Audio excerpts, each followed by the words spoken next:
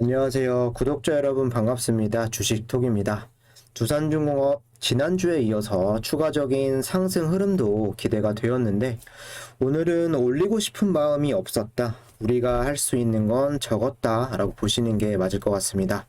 아쉬움도 분명히 크지만 빠지고 상승하고 또 상승한 이후에 또 빠지고 이런 움직임에 일희일비하실 필요는 없습니다. 오히려 계속 보고만 있으면 버티기 더 힘들 수 있습니다. 대놓고 수급이 도와주지 않는 날에는 한 발짝 물러나서 관망하는 자세도 필요합니다. 오늘만 날이 있는 건 아니니까요.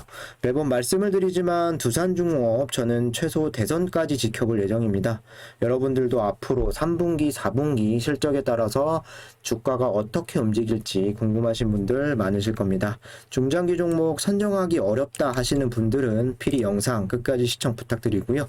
구독과 좋아요는 저한테 큰 힘이 됩니다. 제가 나아가고자 하는 방향, 소통하는 방송인 만큼 지금처럼 댓글 많이 남겨주시면 되겠습니다. 제 유튜브 아직은 부족한 거는 많지만 감사하게도 유한타증권사와 제휴를 이렇게 맺고 있습니다. 현재 유한타증권으로 거래를 하시거나 사용할 의사가 있으신 분들에 한해서 주식톡 무료 공유방 도움을 드릴 수 있습니다. 댓글에 나와 있는 제 번호나 1대1 카톡 문의 남겨주시면 되겠습니다. 두 가지 절차만 진행을 해주시면 되는데 어려우신 건 없습니다. 계좌 개설, 요즘에는 스마트폰으로 5분이면 비대면 계좌 개설이 되시죠. 그리고 두 번째, 담당자 설정을 주식톡으로 설정만 해주시면 유한타 사용할 때까지는 무료로 도와드릴 수 있습니다. 솔직하게 말씀을 드려서 무료로 이렇게 관리를 도와드릴 수 있는 부분은 유한타로 거래가 만약에 되시면 제가 3,000원에서 4,000원 소정의 지원금을 유한타로부터 받기 때문에 이렇게 관리를 무료로 도와드릴 수 있는 거고, 애초부터 장기 종목들 투자하는 데 도움이 되는 게 제 취지였고 처음이나 앞으로도 쭉 돈을 받을 생각은 하나도 없습니다. 거래하시는 게 후원 개념이라고 이해해 주시면 감사하겠고요. 정보방 실시간으로 오늘 날짜 또 두중 정보에 대한 공유라던가 괜찮은 매수 자리 나오면 언급을 드리고 있습니다. 아마 혼자서 대응하시면서 주식창만 보시는 것보다는 멘탈 관리 정보에 충분히 도움이 되실 겁니다. 시장에 대한 상황, 호재나 악재, 관심 섹터 등등 빠르게 제 생각들을 공유해 드리고 있고, 편하게 주식톡이라는 조력자가 옆에 생겼다라고 생각을 해주시면 좋을 것 같습니다. 많은 관심과 참여 부탁드리도록 하겠습니다. 그럼 구독, 좋아요 눌러주셨으면 영상 시작을 해보도록 할게요. 추가적인 상승 흐름을 좀 기대해 주신 분들이 오늘 많았을 것 같은데 오늘까지 이어가지는 못했습니다. 오히려 지난 거래일에 나왔던 상승폭 다 잡아먹는 흐름이 연출이 되었습니다. 오늘 고가가 플러스도 가지 못하고 0.0%로 되었고 계속해서 떨어지기만 했다라고 보시면 될 것 같은데, 전체적인 요 흐름도 역시나 테마의 약세, 두산 관련주들도 약세 흐름을 이어갔습니다. 순환매가 지난주처럼 돌아와 주지 않았다라고 생각을 해주시면 되겠는데, 바닥을 이렇게 다지고 찍고 올라와 줄 때 또 추가적인 상승 흐름 못한 부분 아쉽지만 계속 누르기만 하는 상황에서 오늘 우리가 어쩔 도리는 없었다라고 생각을 합니다. 대부분 테마나 순환매 돌았던 부분이 카카오뱅크나 카뱅 관련주들, 그리고 애플카 관련해서 또 뉴스가 나오면서 2차전지 이런 종목들로 몰렸기 때문에 원전 테마나 두산 관련 그룹주들 순환매가 좀 적었다, 당연한 수순이었다라는 생각이 드는데, 여기 보셔도 4.2%대 하락, 작은 하락폭은 아니었다라고 생각이 들 수 있는데 전혀 다른 종목들과는 흐름 자체가 다르다고 볼 수가 있겠습니다. 보통 여기 나와 있는 코스닥 관련주가 더 많이 빠졌는데 보성파워텍부터 좀 보시면은 3일 동안 계속해서 이런 하락세를 이어가고 있다라는 부분이고요. 주가 전체적인 흐름은 하방, 떨어지는 추세, 반전을 일으키지 못한 종목들입니다. 코스피 관련 종목들도 두산중공업을 제외하면 마찬가지죠. 떨어지는 이런 상황에서 아직 이렇게 돌려 나오는 자리를 보여주지 못하고 있는 상황이다. 그에 반해서 두산중공업은 쭉 떨어지다가 지지를 한 이틀 정도 하고 이렇게 좀 다시 반등하는 추세를 돌려놨죠. 지난 3일 동안 8에서 한 9% 정도 이렇게 올라간 이후에 오늘 마이너스 4%의 하락, 다 같은 하락이 아니라고 저는 생각을 합니다. 오늘 생각보다 물론 마이너스 4% 과하게 밀어내는 경향도 있다고 보지만 내일만 다시 반등하는 흐름을 좀 돌려준다라고 했을 때는 아직 추세가 꺾였다고 보는 거는 이르겠죠. 주가 방향성을 다시 잡아가는 데 있어서 다른 종목들을 따라갈 것이냐 아니면 상승 추세로 다시 이어갈 것이냐 내일 중요한 흐름이 될 수 있습니다. 차트 보시면은 일봉상 이제 윗꼬리나 아랫꼬리를 달지 않으면서 거의 음봉으로 내려왔기 때문에 뭐 대응의 여지도 주지는 않았지만 여기 보시면은 1분봉상 거의 움직임이 둔화되어 있다가 한 차례씩 이렇게 큰 음봉의 거래량이 나와주면서 저점을 이렇게 좀 낮춰가는 이런 모습이었는데 이거는 오전 거를 제가 좀 체크를 해봤는데 역시나 오후도 마찬가지 이렇게 비슷한 모습으로 마감이 되었습니다. 개인적으로 현재 자리 대응할 시점은 아니라고 생각을 합니다. 올라갈 마음이 없어 보이는 이런 흐름에서 계속 지켜보시는 것도 사실 스트레스가 될 수가 있고 최근 좋은 흐름에서 잠시 쉬어간다 라고 보시는 게 멘탈적으로 편하실 수 있습니다. 아무 이유 없이 순환매 좀 테마에 돌지가 않아서 이렇게 빠지는 거라면 반대로 아무 이유 없이 올라올 가능성도 충분하다는 게 팩트겠죠. 이어서 매매 동향 좀 체크를 해볼 건데 단순하게 외인, 개인, 기관, 수급 주체로만 본다면 지난주 금요일과 오늘 큰 변화는 없습니다. 개인은 이어서 들어왔고 기관과 외인은 또 쌍매도로 이렇게 나간 모습인데요. 주가 모양은 다르죠. 지난주는 큰 양봉 그리고 오늘은 큰 음봉으로 이렇게 좀 마감이 되었는데요. 수치의 갭 차이가 큰 모습을 확인하실 수가 있을 겁니다.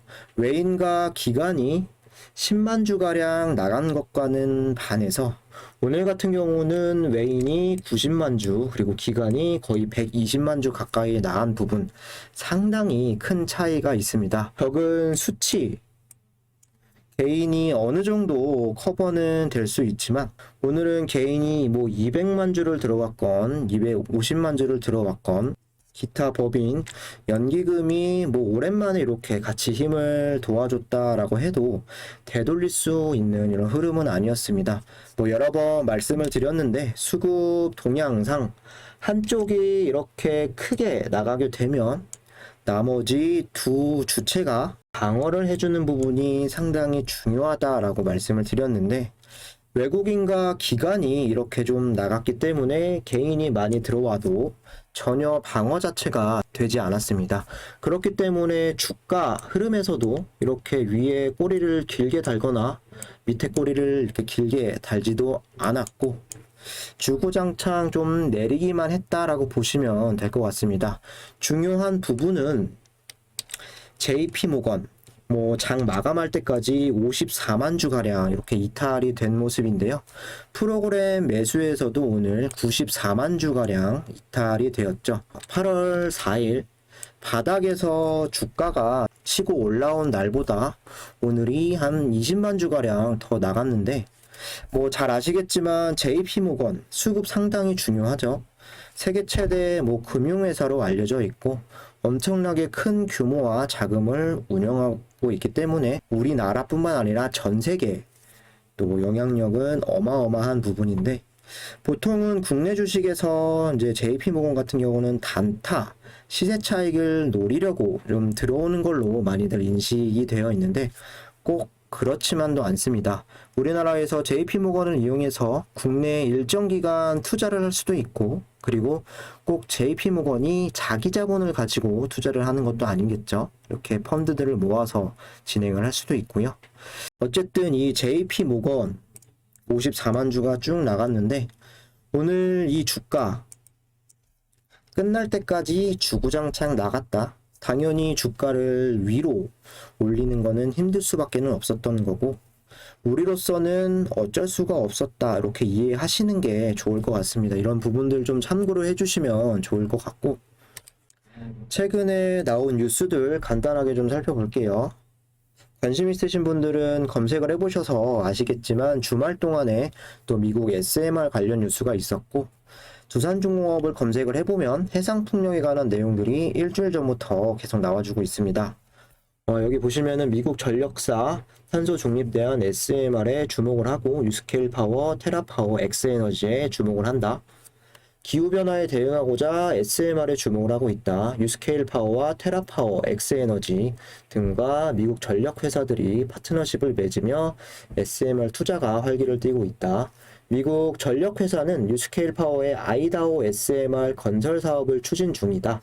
작년 말 유스케일 파워의 모회사인 플루오르라는 회사는 EPC 설계 조달 시공 준비 계약을 체결을 했고 2030년까지 77메가와트급 6기를 지어 가동할 계획이다.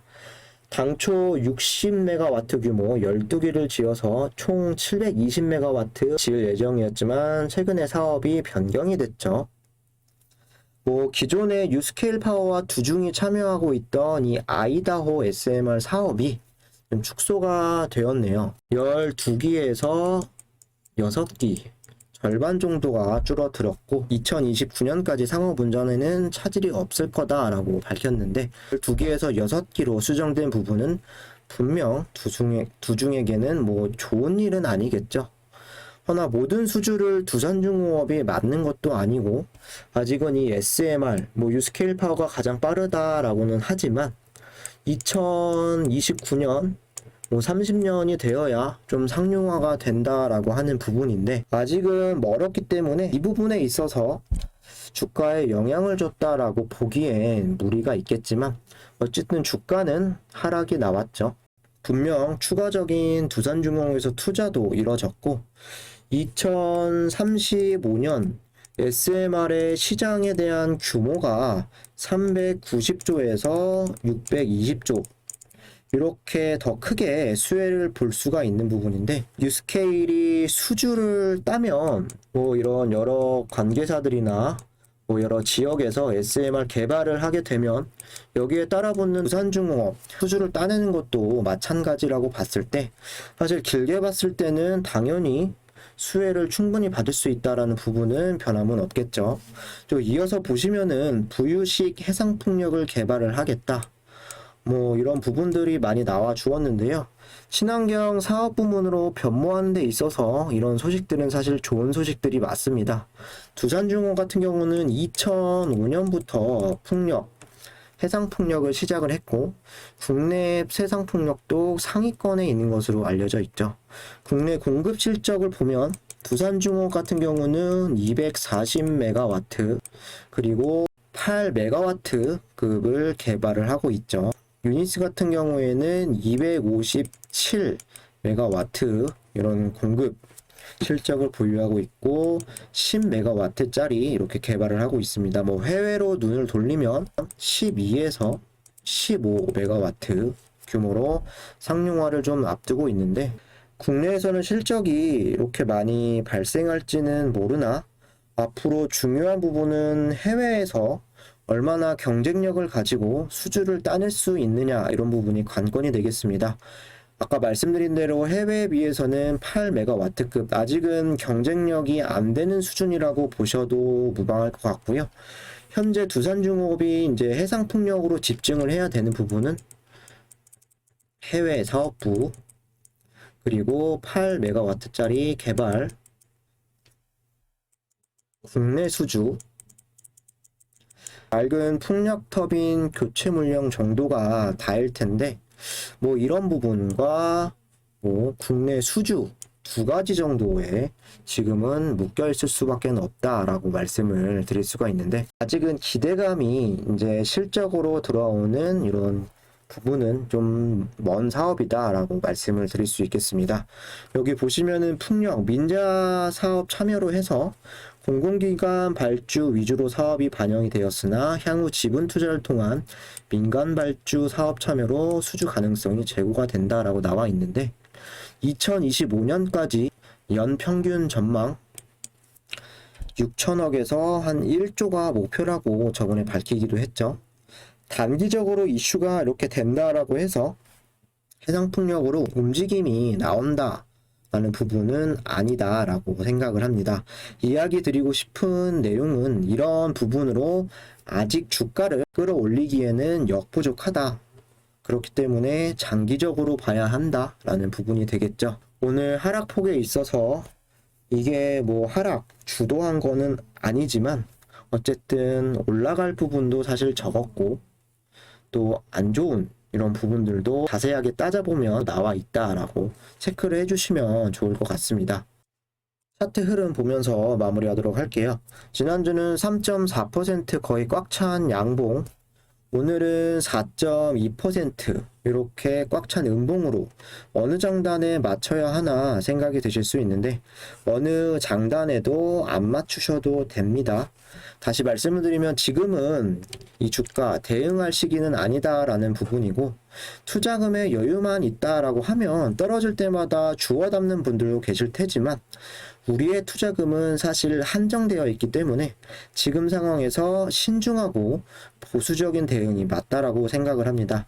사실 최근 차트가 뭐 이렇게 오르고 내리고 이런 부분 특별한 이유는 없다라고 생각을 하는데 수급이 들어와서 한번 올릴 때가 되었다 아니면 한번 단기로 끊어먹고 나갈 때가 되었다 라는 부분에서 우리가 좀 놀아나고 있다라고 생각이 드는데 이러다가 내일 만약에 다시 하방으로 주가 방향을 잡는다 뭐 어디까지 밀릴지는 모르겠죠. 단기 저점이 잡혔던 24,400원에서 다시 반등이 나올 수도 있는 부분이고 아니면 더 밀면 2만원 선까지도 또 하락이 나와줄 수도 있겠죠.